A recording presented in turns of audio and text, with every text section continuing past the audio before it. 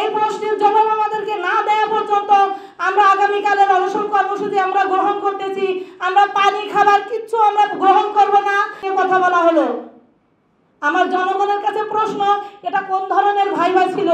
যে ভাইবা হলে lottery system ছিল, যাকে মাত্র শুধু নাম জিজ্ঞেস করছেন, শুধুমাত্র নাম জিজ্ঞেস করছেন, আপনার বাসা কোথায় জিজ্ঞেস করছেন, আপনি কিভাবে বুঝলেন সে জ্ঞানী?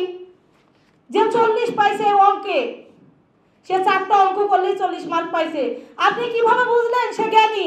সে তার স্টুডেন্টদেরকে কি শেখাবে? 40 মার্ক পাওয়া একজন অঙ্ক ইংলিশের শিক্ষক, সে তার স্টুডেন্টকে কি শেখাবে?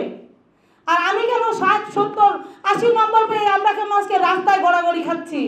এই প্রশ্নের জবাব আমাদেরকে না দেওয়া পর্যন্ত আমরা আগামীকালের অনশন কর্মসূচি আমরা গ্রহণ করতেছি। আমরা পানি খাবার কিচ্ছু আমরা গ্রহণ করব না।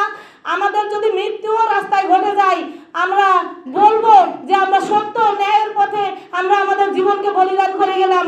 আমাদেরকে আজকে এই বাংলাদেশের নাগরিক হয়ে আমরা আজকে আসলে অন্যায় করে ফেলেছি।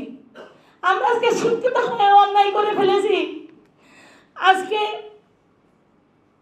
যে লেখাপড়া জানে না, আমি একজন মাস্টার পাস, আমার কোনো চাকরি নাই, আমার হাজব্যান্ডের 32 বছর আপ হয়ে গেছে, সে সরকারি চাকরিতে আবেদন করতে পারে না।